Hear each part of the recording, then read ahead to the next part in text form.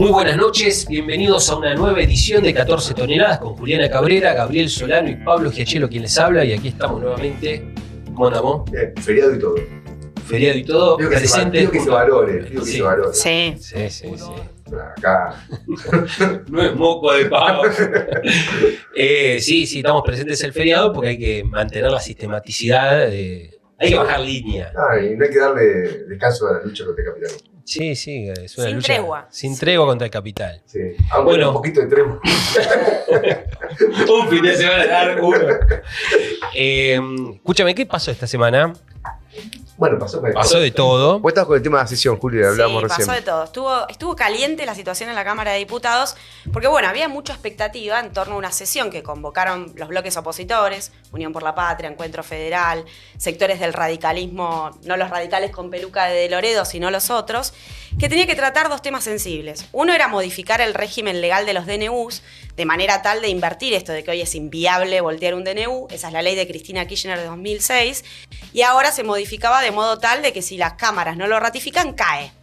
Y la otra era el DNU 846, que es el famoso decreto de la deuda que le habilita a Caputo y a Milei a endeudarse sin ningún tipo de requisitos ni límites ni pasar por el Congreso. Ese era el tema que más preocupaba al gobierno. Y bueno, el gobierno empezó a operar. Y fue un escándalo porque la sesión nunca se concretó, no bajaron al recinto, porque los propios bloques convocantes se les empezaron a dar vuelta a diputados propios.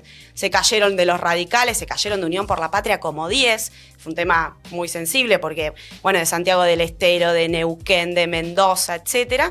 Y se cayeron de Pichetto, de antemano no garantizaba la totalidad. Bueno, en algo tiene razón Milei. Son unas ratas. Son unas ratas. Y Milei empezó a operar porque aparte se está tratando el presupuesto. Ratas con peluca. La negociación con los gobernadores. Sí, lo que no dice Milei es que él es la rata madre. Claro. Sí, Ese Splinter. Ese decreto sobre el tema de la deuda es clave. Primero es completamente ilegal, porque modifica una ley, que es una ley de administración financiera que obliga al Estado que toda reestructuración de deuda tiene que ser beneficiosa para el Estado.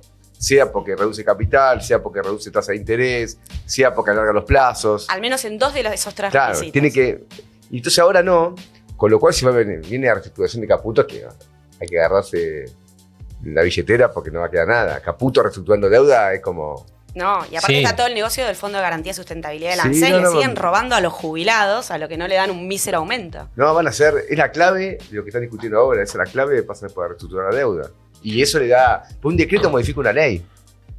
O sea, es completamente ilegal y con eso van a armar un negocio financiero de miles y miles de millones de dólares. Y ahí te das cuenta de la farsa del presupuesto que están votando, que no le importa a nadie porque ese presupuesto habilita lo que ya viene ocurriendo, que es el manejo Aparte, discrecional. Hay un hecho interesante que los gobernadores, el peronismo le pide al gobierno que apruebe el presupuesto, más o menos. Sí. Pues si yo quiero que las obras que vos me decís que me vas a dar, que figuren en algún lugar. Entonces vas a tener el gobierno no queriendo aprobar su presupuesto y la oposición queriendo que se apruebe el presupuesto para asegurarse alguna obra. Entonces, y pilotearla así electoralmente en 2025. Sí. Bueno, después tuvimos otro tema importante que es el tema de aerolíneas, ¿no? Sí, y sí. el conflicto gremial que estaba planteado ahí, que tuvimos un principio de acuerdo. sí, por acuerdo. Podemos tocarlo mejor quizá la vez que viene con análisis más de fondo del convenio, pero hubo un acuerdo, creo que es lesivo para los trabajadores. Porque primero los medios ponen que es un acuerdo que se entrega parte del convenio a cambio del salario. Eso es mentira.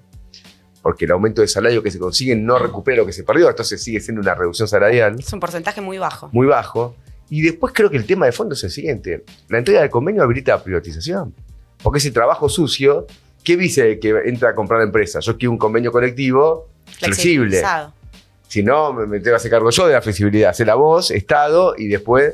Entonces los gremios presentan que esto aleja la privatización y yo creo que es exactamente lo contrario. Exactamente al revés, lógico. Así que bueno, ahí va a haber un tema... Y la entrega del convenio es un crimen, porque luego es muy difícil de revertir eso.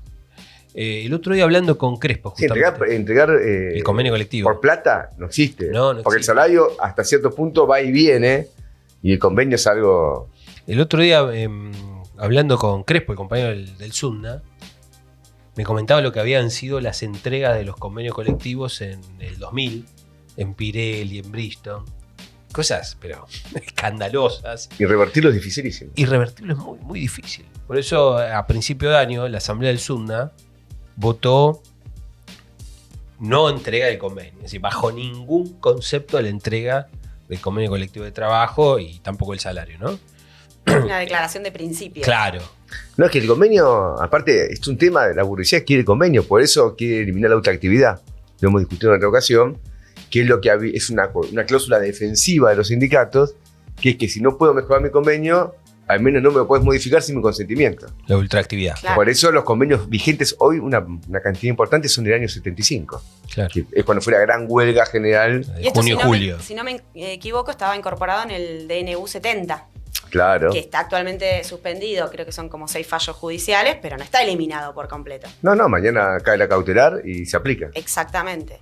Que es otra cosa que la Cámara de Diputados se niega a tratar. Bueno, Voltear el DNU 70. Vanina estuvo haciendo una campaña muy intensa y junto con el resto de los diputados del Frente de Izquierda encabezó una carta a estos bloques opositores que convocaban la sesión para decirles, si quieren modificar el régimen de DNUs y demás, incorporemos el DNU 70, que ya fue rechazado en marzo en el Senado, y acá solamente falta voluntad política y lo eliminamos en el acto. No es que tiene que ir después al Senado o esperar nada.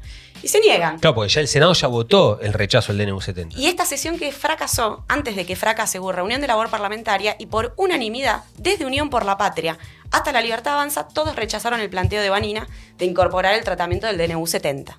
Lo cual muestra que ahí de fondo hay intereses capitalistas que comprometen a todos los El bloques. Senado para mí lo rechazó en su momento, solo como una especie de chantaje para negociar con el gobierno. Claro. No con la idea, si son los mismos bloques. Exacto. No lo quieren hacer porque están buscando una negociación nada más. Bueno, hoy tenemos, vamos a ver la economía de Milei, ¿no? En el editorial de Gabriel Solano. Exacto. Vamos a ver qué pasa con el juicio de Cristina, es decir, todas las implicancias que tiene. Bueno, ha sido el gran tema de la semana, ¿no? Y bueno, hay que discutir el problema. Y vamos a ver un poco cuáles son las designaciones del gabinete de Trump, que es un escándalo, es el tren fantasma, adelantando. Y es interesante porque también hay que ver las implicancias para América Latina de las designaciones del gabinete de Trump.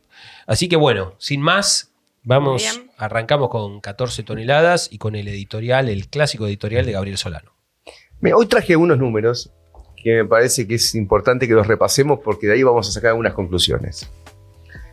Todo el mundo político, mediático, afirma que el gobierno está en su mejor momento, en términos al menos económicos y de ahí políticos. En Argentina la cuestión económica siempre es gravitante, es central, y si un gobierno logra controlar la economía, hacer que baje el dólar, hacer que baje la inflación, se estima que es un gobierno que va a tener un futuro político próspero y posiblemente cuando llegue a las elecciones eso reafirmarlo con un triunfo.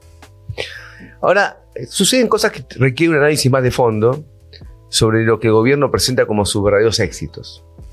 Y el tema inflacionario me parece que es un tema clave.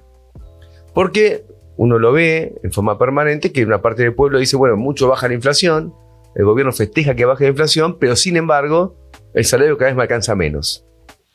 Y ahí podría haber una contradicción, que ¿quién tiene razón? ¿El gobierno que dice que baja la inflación o la población que entiende que cada vez le alcanza menos sus ingresos? Y es por eso mismo que no es solamente una sensación, sino que cuando uno va a ver las estadísticas de consumo popular, la caída es abrumadora. La caída de septiembre, por ejemplo, de consumo masivo en supermercados fue de 22 puntos. Si uno lo compara con septiembre del año 2023. Es decir, que la caída es muy impactante. Y sin embargo, el gobierno insiste con que baja la inflación. ¿Esto significa que el INDEC miente? Y por lo tanto, como pasaba en la época de Guillermo Moreno, cuando Cristina Kirchner era presidenta, directamente se falsifican las estadísticas. No, no significa que el INDEC miente. Pero sí que mide la inflación de una manera que no registra realmente como corresponde los aumentos de precios que ocurren, al menos para el bolsillo de un trabajador. Entonces vamos a ver estos números que me parece importante que lo podamos tener en cuenta y que después se lo expliquemos en los lugares de trabajo, se lo expliquemos en las facultades, en los colegios, a los compañeros para que se entienda mejor la situación que enfrentamos. La inflación de octubre, se acaba de conocer, fue de 2,7%. Era más baja bajo el gobierno de Javier Milei. Si uno toma la inflación acumulada durante estos 10 meses de gobierno, de enero a octubre, da 107%. Si uno toma la interanual, es decir, de octubre a octubre, de octubre del año pasado a octubre de este año, da 193%. Y si uno mide la inflación de Milei, es decir, desde que él asumió en diciembre del año pasado, ahora, da 159,7%. Estos son los números estadísticos. Ahora, cuando uno va a ver cómo la inflación se computa y qué lugar ocupa cada cosa que aumenta en la estadística general del INDEC, ahí es donde aparecen distorsiones importantes. Todos sabemos que bajo el gobierno de Javier Milei se han autorizado una serie de tarifazos que han impactado fuertemente los servicios. Hablo de electricidad, hablo de agua, hablo de gas, hablo de las naftas, y eso sumado a lo que es el gasto de vivienda, que también se ha incrementado notablemente porque los alquileres son carísimos. Entonces, cuando uno va a ver este rubro tan importante para la vida de cualquier trabajador, una persona que tiene que alquilar un departamento, una parte muy considerable de su ingreso se gasta en eso, entre 30, 40 o hasta el 50%. Cuando uno le suma los servicios, incluido acá las expensas, da que eso puede superar tranquilamente el 50%. Ahora, ¿cuánto aumentó este rubro en lo que es el gobierno de Milei? 260%. 260%. Ahora bien, muy por arriba de la inflación general. Ahora, ¿cuánto participa en el total de lo que el INDEC calcula para sacar conclusión de la inflación todo este gasto de tarifas y de vivienda? Solo en un 10,5%. ¿Se entiende? Es decir, un gasto fundamental participa en lo que es el número global de INDEC en un 10,5%. Si ustedes se preguntan a sí mismos, ¿cuál es mi experiencia particular? El gasto de vivienda que yo tengo, el gasto de servicios que yo tengo, ¿es solamente el 10,5% de mi salario? Seguramente van a decir que no, que es muchísimo más alto. Pero para el INDEC es 10,5%. Y en este rubro la inflación fue de 260%. Comunicación. La comunicación en estos 10 meses aumentó un 214%. Muy por arriba del 100,7% que yo decía durante este año. O sea, más del doble, o justamente el doble. 214 contra 107. ¿Cuánto participa comunicación? Hablo de gasto de celulares, hablo también de gasto de internet, en el total de la estadística mensual de inflación, en un 2,8%. ¿Ustedes gastan en el celular, en el servicio de cable, el 2,8%? No, gastan muchísimo más. Educación aumentó un 164%. También bastante por encima del promedio general. Y quienes mandan a sus hijos a una escuela privada, que es una parte importante de la población, sin embargo, esto es solamente el 3% de lo que participa en la estadística del INDEC. Entonces, lo que tenemos, y es un debate estadístico que se está realizando ahora en el propio INDEC, pero el gobierno presiona para que no se modifique, que es que esta estadística es completamente vieja. Y ya hubo una primera manipulación de cómo participaba cada cuestión en la estadística general bajo el gobierno de Macri, que cuando autorizó estos tarifazos masivos, que llegaban al 1000% de la electricidad, al 1000% en el gas, al 500% de las comunicaciones, para evitar un registro tan fuerte de índice de inflación, se reducía su participación en la estadística general. Entonces, acá lo que tenemos, y por eso uno se da cuenta, dice, a mí no me parece que la inflación haya sido 2,7%. En mi gasto personal fue muchísimo más alto. ¿Cómo se lo explica? Porque el INDEC falsificó, no es que falsificó, sino que contempla las estadísticas bajo esta modalidad. Es importante tenerlo en cuenta. Ahora, esto es un aspecto. Yo tengo un salario, cada vez me alcanza menos, a pesar de que baja la inflación. Una de las causas es que la inflación no computa como corresponde los aumentos de tarifas, los aumentos de alquileres, los aumentos de la comunicación, los aumentos de la educación. El otro aspecto, que va de la mano, es que el salario crece por debajo de la inflación. Veámoslo rápidamente. Si uno compara septiembre del año 2023 a septiembre del año 2024, el aumento de salario fue 181%. ¿Cuánto fue la inflación en ese periodo? 209%. La caída es de 27 puntos. Septiembre contra septiembre. Una caída importante. Ya recordemos que en septiembre del año pasado los salarios estaban golpeadísimos por la inflación que se había acumulado. Tan golpeados estaban que el gobierno pierde las elecciones. El gobierno pasado pierde las elecciones. Vamos al sector público. Miren qué número interesante. En el sector público, el aumento de salario fue solo del 149%. Quiere decir que cuando uno lo compara con el 209% de inflación, la pérdida fue de casi 60 puntos. Acá está uno de los puntos centrales del ajuste de Javier Milei. Como el salario del sector público es gasto del Estado, la reducción fue de casi 60 puntos del salario. Entonces uno dice, bueno, la inflación bajó a 2,7. Sí, pero mi salario bajó más.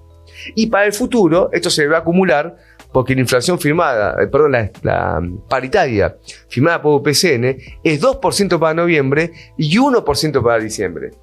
Y la inflación no va a estar en esos rubros en los próximos 2 meses, va a estar por arriba de eso. Es decir, va a seguir bajando. Si nos vamos a la canasta de pobreza, miren qué interesante, en todo este periodo de tiempo fue 200,2%. 200,2% de la canasta de pobreza. Y el aumento de salarios, como le dije antes, de promedio 181. ¿Qué implica esto? Y que también explica por qué si baja la inflación cada vez hay más pobres. Hay más pobres porque el salario se incrementó por debajo de la canasta de pobreza.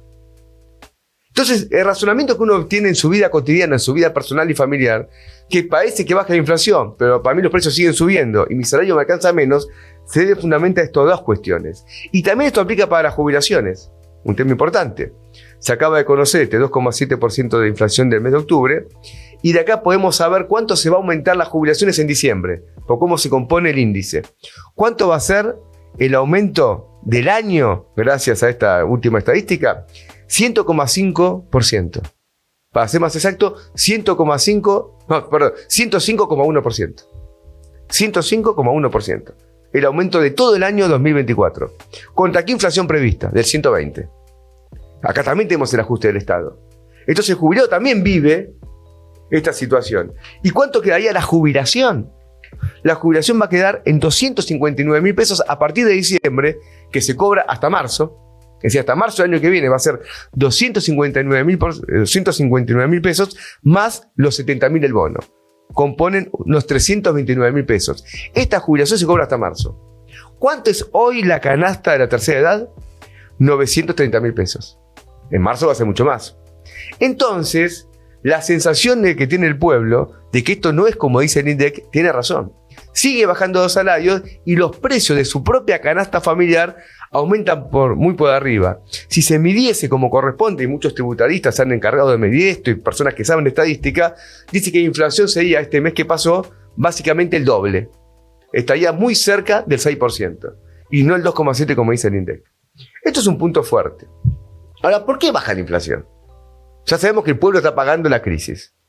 Pero la inflación está bajando, primero por el ajuste del propio Estado.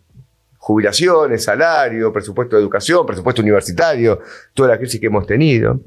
El segundo aspecto que es importante es la enorme recesión. Recesión que continúa al momento de hoy. Cuando uno va a ver las estadísticas, por ejemplo, de la capacidad instalada que se utiliza en la industria, está por debajo de septiembre del año pasado. 3 puntos por debajo de capacidad instalada, el 62%. Uno va a ver después cómo esto impacta en el consumo, lo decía antes, 22% de caída de consumo. Los rubros que tienen brotes verdes, como el gobierno suele decir, son básicamente un sector de la agricultura y la minería y los combustibles, especialmente lo que es vaca muerta, gas y petróleo de vaca muerta, que son rubros que generan pocos puestos de trabajo y que refuerza una característica de una matriz productiva más primarizada del país a costa de un proceso industrial más vasto, que es donde se concentran los puestos de trabajo mejor pagos. Es decir, tenemos una fuerte recesión, tenemos un fuerte ajuste y tenemos desde ya una medida desde el punto de vista de un precio clave de la economía, que es el precio del dólar, que el gobierno controla, especialmente a través del cepo, que no lo mueve, porque el cepo continúa con este gobierno, y es una medida con el dólar que es muy peligrosa, porque el gobierno está teniendo una política de revaluación del peso y de devaluación del dólar en el mercado interno. El 2,7 es la inflación que el INDEC midió para octubre si uno la mide en pesos. Ahora, ¿cuál fue la inflación en dólares en octubre de este año? Del 8%. Es decir, que si uno mide la inflación no en pesos, sino que la mide en dólares, la inflación fue mucho más alta.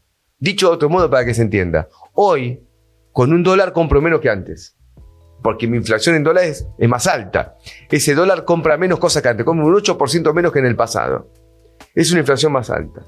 Y esto está llevando a un atraso cambiario del país, que todo el mundo está mostrando que es muy claro, a un índice que se llama el tipo real de cambio, un índice importante que Argentina utiliza no solamente con el dólar, sino en comparación con el euro, en comparación con el real, en comparación con las monedas con las cuales Argentina tiene el mayor intercambio comercial. Y lo que tenemos es una revalorización de la moneda local y una devaluación del dólar internamente. Ahora, esta revaluación de la moneda local del peso no es el resultado del aumento de la productividad del trabajo, que sería una revalorización genuina. No es un incremento de un país que crece y se desarrolla, no. Es un incremento como resultado de medidas del cepo que controlan de manera artificial el tipo de cambio. ¿Y eso a qué lleva? Lleva a que en tanto tengamos una moneda más cara, tenemos un consumo argentino que se va a Chile, y ya aparece en esta estadística, un turismo que se va a ir en forma de los sectores que más pueden al exterior, lo cual implica un gasto enorme de divisas para el país.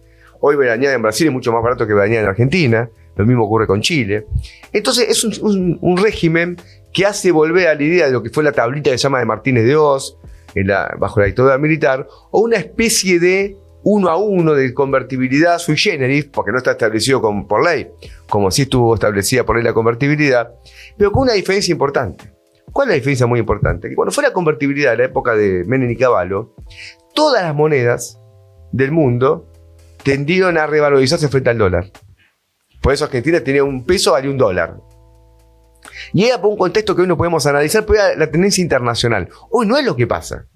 Hoy la tendencia mundial es que todas las monedas se devalúan frente al dólar.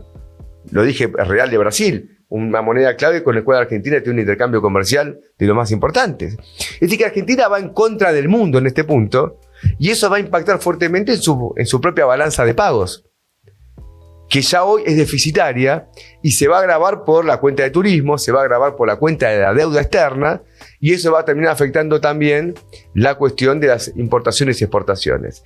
En relación a las importaciones y exportaciones, déjeme agregar una cuestión. La política que está llevando adelante Estados Unidos a partir del triunfo de Trump, todavía no asumió, pero ya es la tendencia que se empieza a establecer, es un dólar más caro. Cuando hay un dólar más caro en el mundo, se desvalorizan el resto de las mercancías frente al dólar. ¿Qué mercancía importa mucho a Argentina? ¿Qué pasa con la soja? ¿Qué pasa con los productos primarios? Van a tender a caer. Y si caen esos productos primarios, significa que en las exportaciones argentinas se van a conseguir menos dólares. Ahora, este proceso al pueblo no lo beneficia. Dice, bueno, cae el dólar más barato. No nos beneficia. ¿Por qué no nos beneficia? Porque hay una inflación que baja artificialmente, como mostré antes, no para los productos de la canasta familiar, pero además el salario baja más que la inflación, por lo tanto sigue habiendo reducción salarial. ¿A quién sí beneficia? Beneficia un sector que está haciendo un negocio que se llama carry trade, que viene con plata de afuera, la cambian esos dólares por pesos y aprovechan el diferencial de tasa de interés para hacer negocios que en Argentina se pueden hacer y solo en Argentina. Hoy con este carry trade se gana por una especulación financiera más del 30% en dólares en un año. Eso no se consigue en ningún lugar del mundo. Ahora este carry trade lo vivimos bajo el gobierno de Macri, no hace tanto tiempo. Es bueno, entre comillas, cuando la plata entra, cuando los dólares entran, pero cuando los dólares se fugan es una estampida. Y la crisis tiene una velocidad que no se puede creer, es una especie de puerta 12. Todos quieren salir rápido y ya vimos que pasó en Argentina con el carry trade de Macri y Caputo en abril-mayo del año 2018. Acá estamos en una situación muy parecida. En un carry trade muy claro que no está claro cuánto va a aguantar. Y parecía que poco, porque la tendencia mundial va en un sentido contrario. Entonces con esto, este tipo... ¿Y quién gana también con esta guita? Bueno, ganan los importadores, porque el importador hoy importa a un dólar más barato y cobra acá precios caros. Por lo tanto, su diferencial comercial es enorme. Y también ganan los que fugan capitales porque aprovechan transitoriamente el dólar barato para vender caro en pesos, comprar los dólares, son más dólares porque el dólar está barato y se lo pueden fugar al extranjero. Entonces tenemos esta situación que es un régimen inestable, precario, que afecta al trabajo, que afecta al salario, que afecta a las jubilaciones, que afecta al consumo popular, que beneficia a una pequeña minoría capitalista, pero que desde el punto de vista del mediano y largo plazo no es sustentable y prepara bancarrotas más fuertes porque el contexto internacional es un contexto para el cual para los países de América Latina va a ser de fuertes crisis porque la política de Trump, cuando llegue a la Casa Rosada, con su nacionalismo, va a ser más agresión para los países semicoloniales. Muy bien. Mira, hace poco yo escuché una entrevista a Rubinstein, El vice de Massa. El vice de Massa, el viceministro de Economía de Massa, que en términos generales le reconoció una cantidad de méritos a Milei. Muy Milei, yo la escuché también. Ah, ¿la escuchaste? Sí. Muchos méritos le reconocía a Milei, pero hacía señalamientos importantes. Lo que dejemos anotado, que el hecho de que el viceministro de Massa, de Alberto y de Cristina, elogie las medidas económicas de Milei, salda algunas cuentas de algunos debates políticos que tuvimos en el curso del balotaje del año pasado entre Massa y Milei, cuando señalamos que desde el punto de vista económico, obviamente, nada es igual a nada, son distintos, pero tampoco tanto, ¿no? Había puntos de convergencia. Muchos puntos de convergencia. El hecho de que lo esté reivindicando es expresión de eso. Ahora, él señalaba algo que me pareció agudo, es que dice, bueno, cuidado, porque él citaba algunos ejemplos históricos. Por ejemplo, la convertibilidad. Cuando se hizo el proceso de la convertibilidad se sostuvo sobre la base de una privatización de las empresas públicas, que solo se pudo lograr sobre la base de una derrota del movimiento obrero. Se privatiza Entel, YPF, los ferrocarriles, etcétera, etcétera. Y eso le permitió, aunque fueron rematadas y se vendieron por chauchas y palitos, le permitió momentáneamente al Estado el ingreso de una cantidad de dólares y robustecer las reservas del Banco Central y de la economía nacional. Y con el plan Brady revalorizó los títulos de deuda que no vayan un mango. Entonces, con ese esquema, logró sostener la convertibilidad y al mismo tiempo proteger relativamente al Estado frente a una eventual fuga de capitales. Efectivamente, tuvimos el efecto tequila con la crisis del 94, si no me equivoco, sí. La crisis capitalista que se detona en México, y hubo una fuerte fuga de capitales. Y la Argentina resistió, tuvo una crisis importante, casi se cae la convertibilidad. Y una recesión que rajaba las paredes. Una recesión que rajó las paredes, pero la resistió con esas reservas que tenía acumuladas. Luego citó el ejemplo también Rubinstein de la crisis del 2018 con Caputo y compañía, frente a la devaluación de la lira turca. Una devaluación de la lira turca y Argentina también quedó culo para arriba. Entonces, ¿cuál es la cuestión? Nosotros ahora asumió el gobierno de Donald Trump como consecuencia de su política de arancelaria, plantea una aceleración del proceso inflacionario norteamericano y que va a tener como contrapartida un aumento de la tasa de interés norteamericana. Y el aumento de la tasa de interés norteamericana va a plantear una repatriación de capitales y que se agote el negocio que explicó Gabriel del carry trade. Es decir, una fuga de capitales, y la Argentina no tiene las reservas para hacer frente a todo eso. Y por lo tanto, ¿qué decía Rubinstein? Dice, cuidado porque el problema incluso de la hiperinflación naturalmente se ha achicado. Porcentualmente dice, tenemos la posibilidad potencial de un 20%. Son números de él, ¿no? ¿Por qué? Porque dice, si vos mañana tenés una fuerte fuga de capital y como consecuencia de eso, una devaluación, una mega devaluación, aparte en un cuadro de un atraso cambiario muy fuerte, incluso en un cuadro recesivo como el que estamos no podemos descartar una disparada inflacionaria muy fuerte. En las reservas del Banco Central siguen siendo negativas, porque el gobierno contabilizó un aumento de reservas, las brutas, no las netas, porque con el blanqueo se abren cuentas en los bancos y eso se refleja en las reservas, pero no es guita del Banco Central, es plata de los depositantes, no es plata propia, que mañana pueden disponer de ello como quieran, porque aparte este blanqueo permite sacar la guita del banco muy rápido sin pagar multas. No hay que tenerla un año como otros blanqueos inmovilizada, al menos la puede sacar. Entonces no es plata propia. Plata propia tiene, creo que hoy las reservas negativas son por 6.000 millones. Digo, por lo que decía Rubinstein. Y se estima que el verano va a ser... El gobierno acaba de tomar una decisión, parece, todavía no está todo firme, tienen que eliminar el impuesto país. Eliminar el impuesto país, dicen que va a bajar un poquito más la inflación, ok. Pero, ¿qué pasa con el dólar en el extranjero? Es decir, hoy vos tenés un dólar turista creo que está en 1.600. Te conviene con el dólar en el bolsillo. Con el blue. Porque lo comprás... Sí, en el arbolito Más de económico. Florida. A 1.100 y pico. Pero hay cosas que no se pueden pagar con billete. La reserva de los aviones, los hoteles, hay que pagarlo con tarjetas desde acá. Ahora, si vos sacás el impuesto país, te cae ese dólar de 1.600, te cae ¿cuánto es el impuesto país hoy? 20 y algo. Sí, no recuerdo. Entonces te va a caer bastante. Esto se estima que va a haber la cuenta de turismo puede dar deficitaria en 10.000 millones. Puede ser brutal. Claro, la balanza de pagos en los últimos 3 meses ha sido negativa. Negativa. La balanza de pagos, recordemos que es Todos los movimientos, digamos. claro, el balance entre los dólares que ingresan y los que Claro. salen. Por turismo, por pago de deuda, por Exportaciones, la importaciones. cuenta comercial, tiene diferentes cuentas. Es negativo. Y va a ser más negativo. Sí. Entonces no es sostenible. Y un punto importante, para mí la convertibilidad, es cierto que las privatizaciones fueron un recurso, pero el contexto mundial era ese.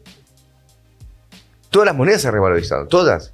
Y Brasil pasó en todos lados. En el 94 recién, con la crisis del tequila, se corta eso y la convertibilidad no tuvo la plasticidad para adecuarse a ese tema. Entonces preparó con tardanza la crisis del 2001, que estalló el país. Una sobrevida muy forzada. Muy forzada, pero una recesión impresionante, llegó al 20% de desocupación. Un gran quilombo. O sea, fue traumático eso, no podían salir. Porque aparte había contratos en dólares, era todo un quilombo, era muy difícil. Hoy no es, hoy es otra tendencia mundial. Hoy se está devaluando toda la moneda. Brasil está devaluando permanentemente, Chile está devaluando permanentemente. Sí. El yuan, que es otro socio comercial importante de la Argentina, se devaluó. Entonces vos tenés que, ¿cómo? Que el plan de la dolarización no pareciera estar en el horizonte.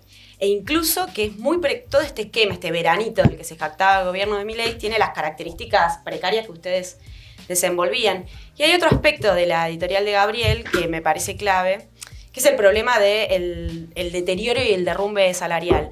Porque acá tenemos un gobierno que se jacta, hasta de manera provocadora, lo dice Milei, de ser el topo hacia el interior del Estado, ¿no? Y que él va a eliminar o a reducir a su máxima expresión el Estado.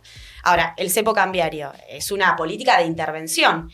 Ellos montaron un ministerio con Sturzenegger llamado de desregularización y se jactan de desregular absolutamente todos los precios, pero hay un precio de la economía que mantienen una guardia pretoriana para no modificar, que es el salario, que son las jubilaciones, que están sufriendo un deterioro inaguantable.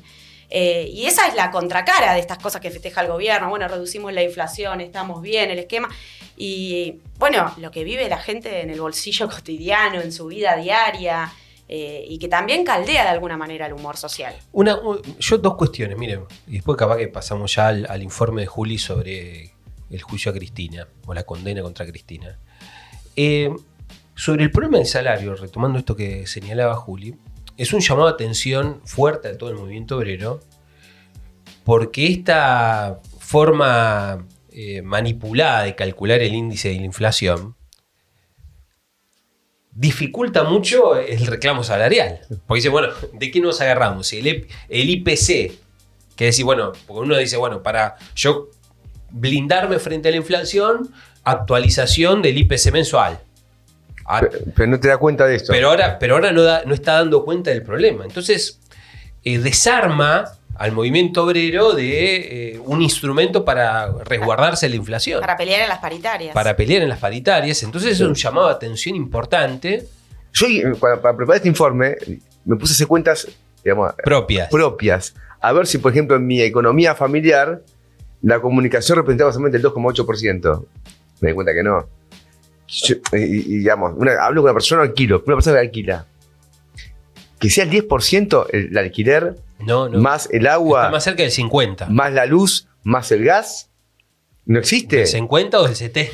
Mucho más cerca, claro. Sí, Entonces, bueno, te das cuenta que esto no da cuenta realmente de la inflación que existe. Y el gobierno no quiere, digamos, los técnicos del INDEC que se dan cuenta que esto no da cuenta de la realidad tal cual es, y hay planes para modificarlo y que sea más realista, aunque sea hacerlo paulatinamente, porque si vos cambias mucho, se te rompe la comparación. Claro. Y la comparación es importante en estadística. Y haciéndolo de a poco, el gobierno dio la orden de que de ninguna manera pueden tocar esto. Entonces, es una inflación muy manipulada. Después una cosa más. El hecho de que existe una tasa cambiario y que hacía todo un reclamo de, incluso de un sector de la burguesía, ¿no? También que dice, muchachos, nos estamos atrasando y estamos perdiendo competitividad, etcétera, etcétera. Ojo, porque el programa, la respuesta del movimiento obrero puede ser reclamar la devaluación. Lógico. Ni mucho menos la nuestra. Es decir, acá lo que se plantea es formular un programa alternativo que es un paquete de medidas que nosotros lo hemos desarrollado en Sí. numerosas ocasiones, pero la nacionalización de la banca, el comercio exterior, un plan económico y político de la clase obrera, y la nacionalización de la banca y el comercio exterior, lo que permitiría concentrar esos resortes en la mano del ahorro gobierno de nacional. Ya hay trabajadores. una parte importante de la burguesía que quiere una devaluación. Lo que pasa que, por ejemplo, Techin salió planteado otro día, despidos masivos en su industria siderúrgica si entra importación china. Hay puntos de choque. La industria textil está reclamando devaluar. Nosotros no defendemos el proteccionismo de la burguesía. Yo te escuchaba a un tipo que hablaba... Para imponer precios más caros a los Y laburantes. abaratar el costo de la mano de obra. La industria textil, bajo gobierno de Alberto Claro, Fernández, es un tuvo un escándalo. proteccionismo escandaloso. Un pantalón acá vale una fortuna. Sí, más caro que comprarlo en Estados Entonces, Unidos. el proteccionismo de la burguesía no es el proteccionismo de los trabajadores. Y la burguesía quiere ganar al obrero con su proteccionismo, diciendo que así defiende su puesto de trabajo. Pero a condición de un salario de miseria que no puede comprarte el jean nunca. Y aparte el rubro textil, donde la precarización laboral Es total. roza el régimen de la esclavitud. Sí, sí, sí. Bueno, tenemos que pasar, sí, tenemos que pasar de tema, pero está bien dedicarle un tiempo, porque esto pareciera ser, entre comillas, la carta fuerte del gobierno, y nosotros le tenemos que pegar duro ahí. Sí, sí. Bueno, Desarmar Juli, los mitos. Bueno, ¿qué pasó? vamos a pasar a otro de los grandes temas políticos de la semana, que sin duda fue la condena a Cristina Fernández de Kirchner, una condena en segunda instancia a 6 años de prisión y la inhabilitación de poder ocupar cargos públicos de por vida, por haber básicamente estafado al Estado. Una causa por administración fraudulenta en la que se considera que hay involucrados más de 80.000 millones de pesos por el direccionamiento en licitaciones de vialidad y de la obra pública a favor de, bueno, el hoy magnate de la obra pública, Lázaro Báez, que no nos olvidemos que era un empleado bancario en Santa Cruz, digamos, un trabajador como cualquiera, que de la noche a la mañana se llenó de guita a partir de estos negociados. Vamos a partir por qué pasa con la causa en este momento. La causa no es de ejecución inmediata porque no está firme, es decir, que pasa a una nueva instancia en la que la Corte Suprema es la que debería decidir si la ratifica o no. En este momento en la Corte Suprema tenemos a 4 miembros, Maquedo, que está por jubilarse ahora en diciembre, Lorenzetti en un campo y del otro lado Rosati y Rosenkrantz, que están enfrentados y que deberían, todos ellos de manera unánime, porque el fallo tiene que ser unánime, reivindicar, por ejemplo, la condena si queda firme o no. Se armó mucho debate con esto porque desde nuestro punto de vista, naturalmente que es innegable que bajo los gobiernos de Néstor y Cristina Kirchner, el negociado con la patria contratista y con la obra pública significó un entramado de corrupciones fenomenal, que nadie puede ocultar, pero también es cierto que esa característica no fue privativa del kirchnerismo, sino que muy por el contrario, es un modus operandi del que se valieron todos los gobiernos. Lo mismo vale para Macri, lo mismo vale para Milei hoy, después vamos a hablar un poquito. Entonces, naturalmente, la polémica también tiene que ver con este sesgo de parte de la justicia que discrecionalmente direcciona todos los cañones solamente contra una de las causas, tiene varias, está la causa de vialidad, que tramitan contra Cristina Kirchner, mientras que están frisadas, por ejemplo, las numerosas causas que tiene Macri con Correo Argentino, con espionaje ilegal y una cantidad también de negociados, o la propia causa de Odebrecht, que involucra también a los distintos gobiernos. Ahora, desde el Partido Obrero fuimos muy claros y señalamos desde un primer momento que la persecución política y judicial que hay detrás de esta causa contra Cristina no niega la corrupción, de la misma manera que la corrupción no niega este sesgo persecutorio por parte de la justicia. Entonces, bueno, luego, aparte de este debate más general, está la discusión en torno a si corresponde o no la condena a Cristina, habida cuenta que desde el kirchnerismo se pone mucho énfasis en ciertos elementos que dicen que hacen flojo de papeles, digamos, el veredicto de la sentencia. En primera instancia porque no hay pruebas directas de las conversaciones entre Cristina y Lázaro Báez o de la intervención directa de Cristina, que ella no estaba personalmente involucrada en todo este armado de las licitaciones, que tienen que ver fundamentalmente con, esto es vialidad, con licitaciones de obras sobre rutas nacionales, tanto en la provincia de Santa Cruz como a nivel nacional.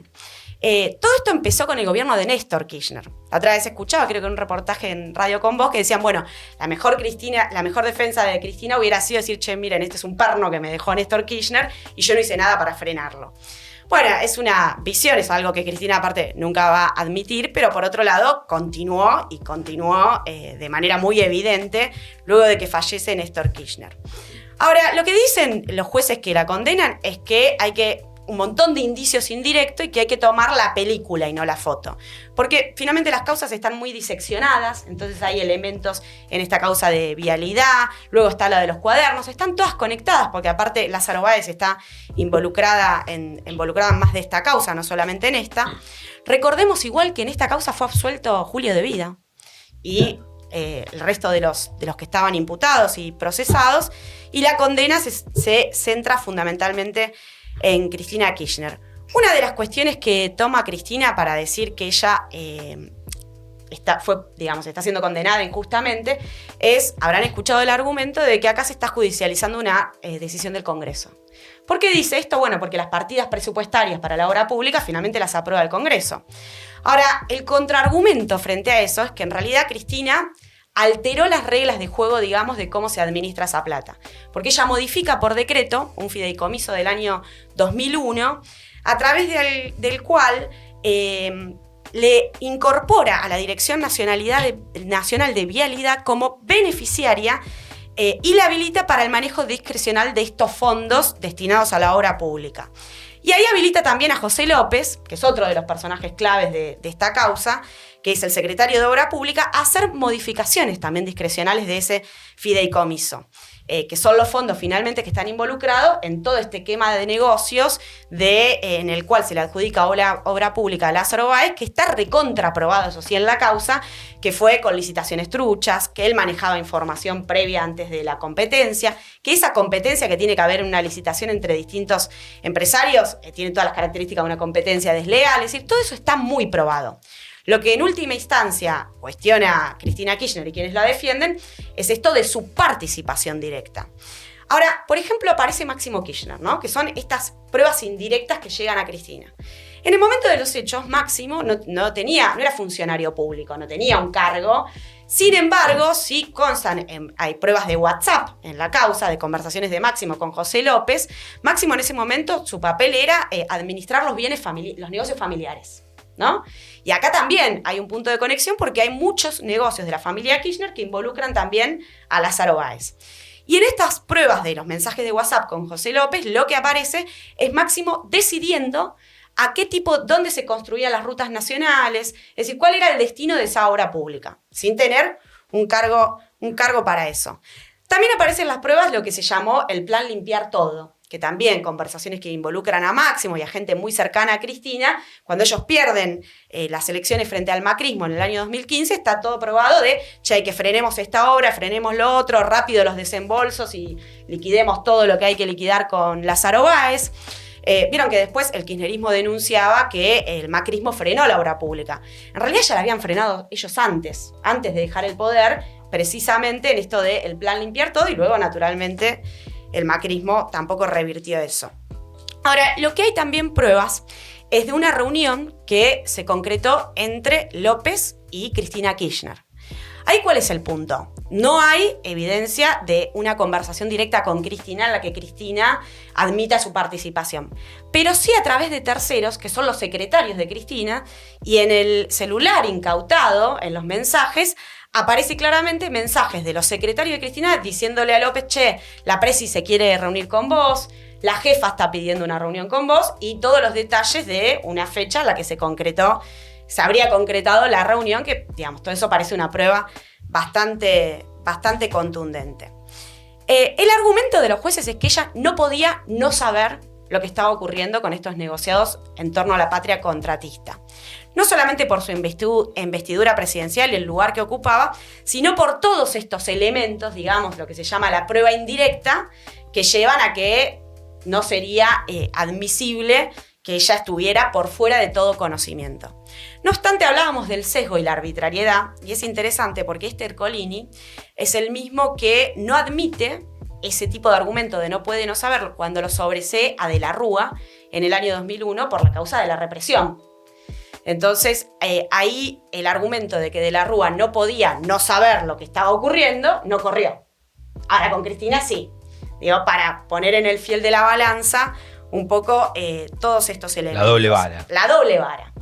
Bueno, en concreto, en esta causa de vialidad, yo decía, son muchas, vamos a repasar. Cristina la absolvieron, le dictaron el sobreseimiento en la causa del Plan Cunita, en la causa del dólar futuro, pero todavía tiene causas por Otesur, los sauces, la causa de los cuadernos, y esta de vialidad es en la que efectivamente la condenan. La de Otesur está vinculada a esta. Está vinculada, y la de los cuadernos, también para hablar de cómo actúa la justicia y el sesgo, aparte fuertemente de clase que tiene, porque involucra también a una enorme cantidad de empresarios, son 136 empresarios, entre ellos están Techín, Rogio, Calcaterra, Pescarmona, etc. Y en esa causa de los cuadernos la justicia absuelve a los empresarios porque los considera víctimas. Es decir, pagaron sobornos porque se veían obligados a hacerlo para poder preservar sus negocios. Es decir, un argumento que jamás vamos a escuchar a la hora de que se condene un delito menor o un trabajador por lo que fuera. Bueno, estuvo coaccionado, obligado a robarse no sé qué porque no llegaba a fin de mes. Bueno, acá los empresarios, víctimas totales. Estas causas, me están apurando con el tiempo. Bueno, estas causas siguen abiertas y yo quería destacar el elemento de la continuidad del negocio de la patria contratista, porque acá, efectivamente, cuando hablamos de corrupción, no estamos ni frente a un problema ideológico ni a un problema de más o menos intervencionismo del Estado, sino que estamos en torno a un problema medular de cómo funciona el Estado capitalista y cómo administra la gestión los distintos gobiernos. Entonces, del macrismo hay muchísimo para decir, pero digamos también lo que está ocurriendo actualmente con Milei, porque lo cierto es que la corruptela continúa. De la poca obra pública que hay en curso, la mayoría, casi en su totalidad, están adjudicadas a los Paolo Roca y los Midlin. Por ejemplo, en Vaca Muerta, lo que es el gasoducto, el oleoducto, etcétera, son estos los principales. Casos de corrupción que tuvimos en este periodo de 10 meses, por citar algunos. Tuvimos al interventor de yacimientos carboníferos de Río Turbio, que tuvo que ser destituido por un escándalo en el que se comprobó la tentativa de hacer una venta que finalmente fue fallida por el medio de sobornos a una cantidad de empresarios. Tenemos todos los escándalos de capital humano, si estamos hablando de corrupción, donde sobresueldos de funcionarios, en el medio del conflicto en el que incautan la comida de los comedores populares, aparece que compran alimentos con sobreprecios, hay sobresueldos, ya se voltearon una cantidad de funcionarios porque la cosa era insostenible. Después tenemos la duplicación de los cargos políticos en la presidencia. Y después tenemos a Caputo, un personaje ya conocido por todos, que está imputado por administración fraudulenta bajo su gestión en el gobierno de Mauricio Macri, y hoy vuelve en forma de fichas a ocupar el cargo del Ministerio de Economía. Y hay muchas denuncias en torno, por ejemplo, a las rebajas impositivas al grupo Mirgor, que él está comprometido personalmente. Está todos los beneficios a los fondos de inversión de BlackRock y de Templeton, que fueron también los que se beneficiaron con el endeudamiento exponencial bajo el macrismo. Entonces, todo ese entramado de corruptela de negocios, hoy hablábamos de lo que ocurrió en el Congreso, la compra y venta de votos de diputados de manera escandalosa, se ofrecen cargos, esto y lo otro, es una práctica que lejos de, Milei acá se quiere presentar, festejó este fallo del Tribunal de Condena como el abanderado de la lucha anticorrupción, es una farsa completa que también hay que desarmar. Sí, yo que el tema, para ir al grano, tengo un poquito de tiempo, Cristina no podía no saber, eso es así. Acá hay una estructura de corrupción generalizada. Ferrocarriles, lo que pasó en Once, Mariano con Pedrato, todo son escándalos brutales. Ahora, ¿nuestro punto cuál es? Macri y el Correo, Macri con los parques eólicos, son todas sus familias. Y así cada gobierno. El soterramiento del Sarmiento. El soterramiento del Sarmiento con Calcaterra. Y uno pasa una lista gigantesca, para no aburrir. Entonces acá el problema que aparece es que en el medio está no solamente una condena, sino también la imposibilidad de presentarse a elecciones. Una proscripción electoral. Entonces es un chorro que se presenta y un chorro que no.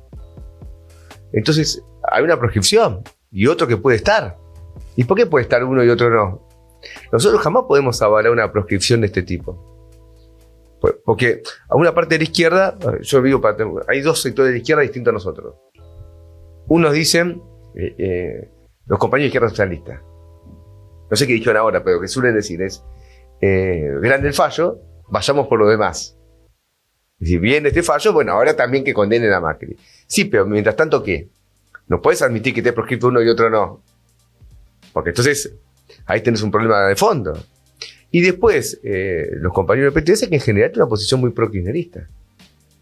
Porque acá no se puede no tener en cuenta la corruptela generalizada, que no se puede disolver detrás de la abstracción de la obra pública. ¿Se entiende? Sino que acá hay responsabilidades personales que son indelegables.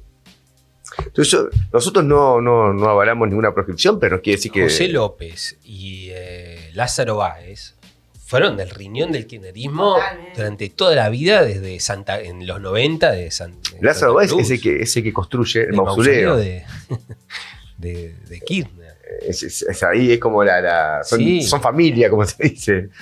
Digamos. Vínculos completamente estrechos. No, y por lo que decías de la proscripción, ahora la semana que viene en la Cámara de Diputados quieren tratar ficha limpia.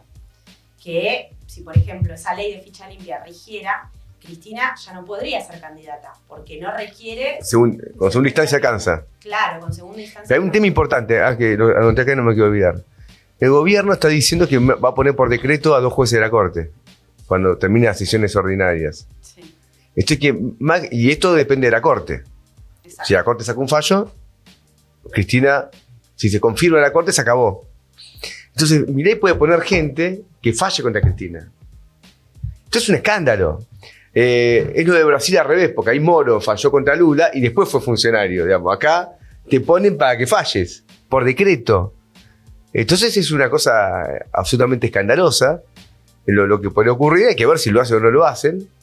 Pero lo cual se vea muy débil. Imagínate qué crisis política tenemos en Argentina, con un presidente que recurre a la ilegalidad de poner jueces de la Corte por decreto, violando todo el procedimiento de elección de jueces. Que vayan y proscriban a la que era principal candidata de la oposición.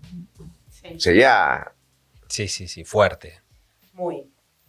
Bueno, tenemos que ir al otro tema. Tenemos que ir al otro tema porque tenemos que cerrar. Bueno, hemos tenido esta semana, acá me dicen que tengo muy poquito tiempo, hemos tenido esta semana las designaciones de Trump de su gabinete.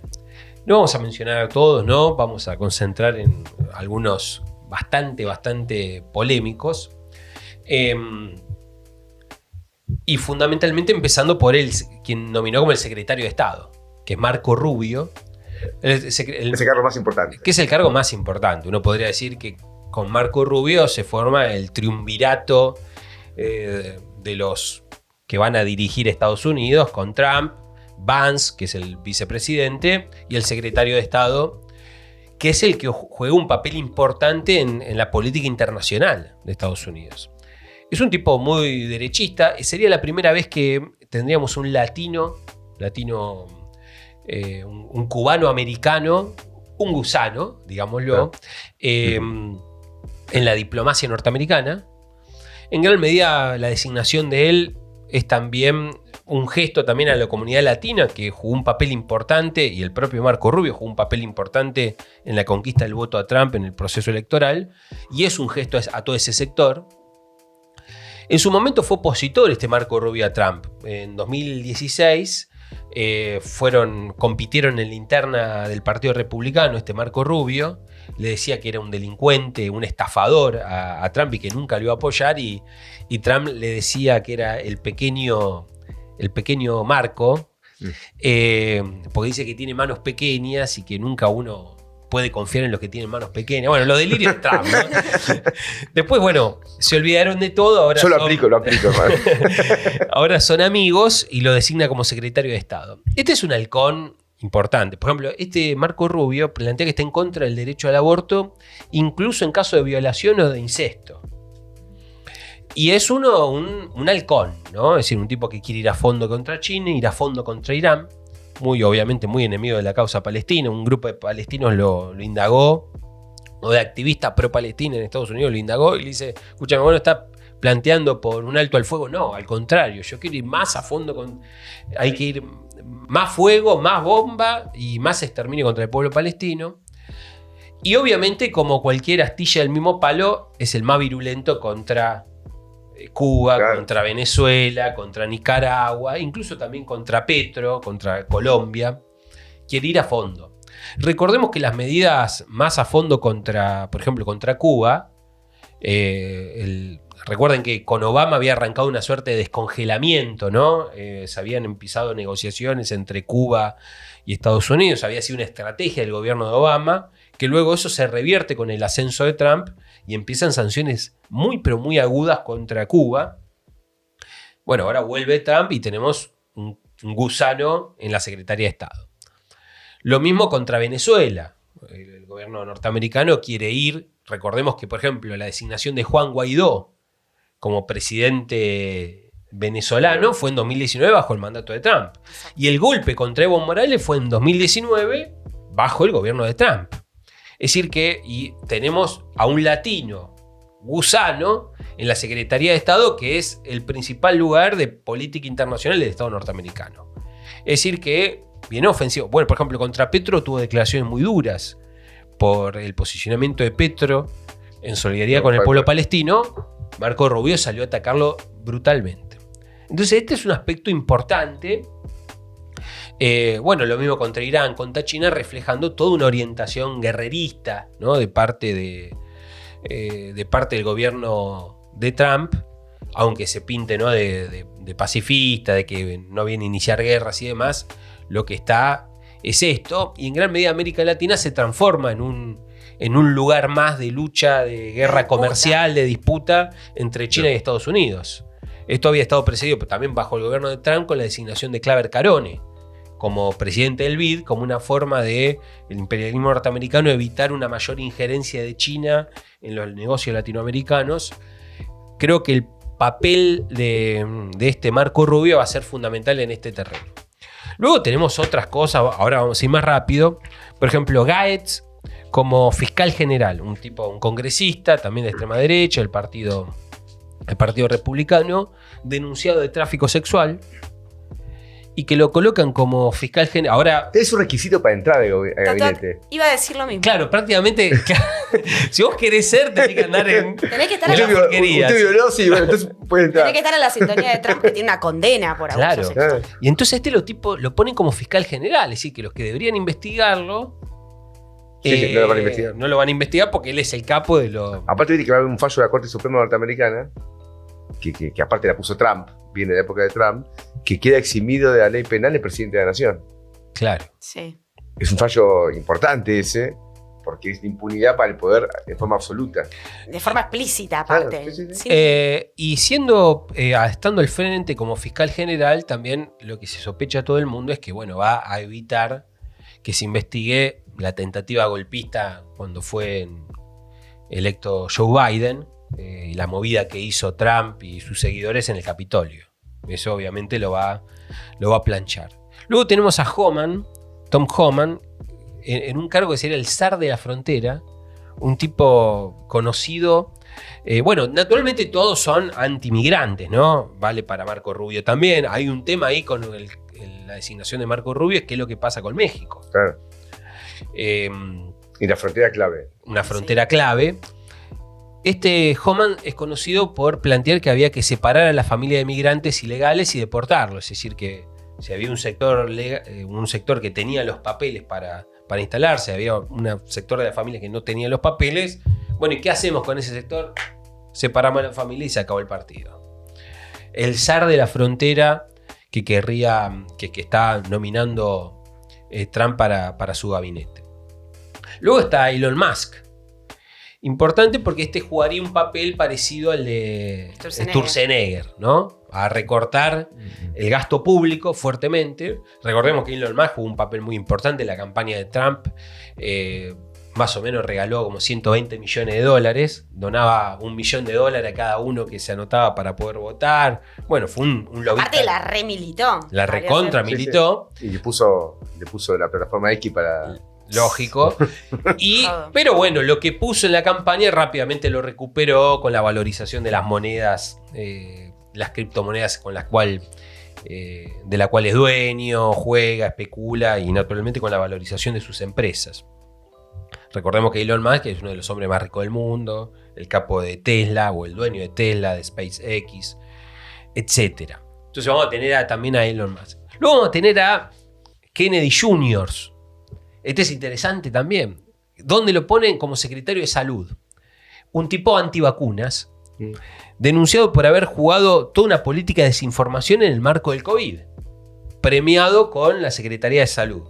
Es decir, un tipo que está en contra de las vacunas, que hizo campaña en el medio del COVID, lo pone al frente de la Secretaría de Salud. Y de la banda de los Kennedy. De la banda de los Kennedy.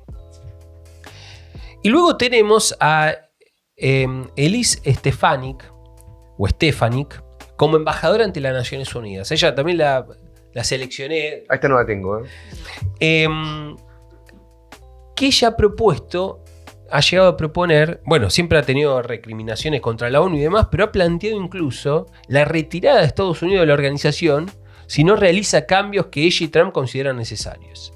Esto es interesante, porque imagínense, es decir, la ponen al frente como embajadora ante la ONU, a quien plantea que si la ONU no accede a los cambios que reclama ella y el gobierno de Trump, Estados Unidos se tiene que retirar de la ONU. Lo cual sería un salto, por más que la ONU tiene declaraciones muchas veces, hay derecho a veto. Fíjense que, por ejemplo, no sé, en el alto al fuego que se reclama en Palestina. Todo lo que es bélico es Consejo de Seguridad. Y ahí, de hecho, a veto de los 5. Exacto. Entonces, tampoco es que es una imposición de parte de la ONU, pero que Estados Unidos rompa con la ONU, se vaya de la ONU, sería un salto en calidad en un cuadro de choques entre las potencias, de choques entre los estados y allanando el camino a la guerra total. Entonces, bueno, es el tren fantasma, el tren del terror. Este es el gabinete de Trump y, bueno, obviamente lo repudiamos. Y lucharemos contra él. Porque toda nuestra lucha es un grito contra el imperialismo. Un cierre poético. Sí, pero lo veo capitulando frente a la burguesía nacional.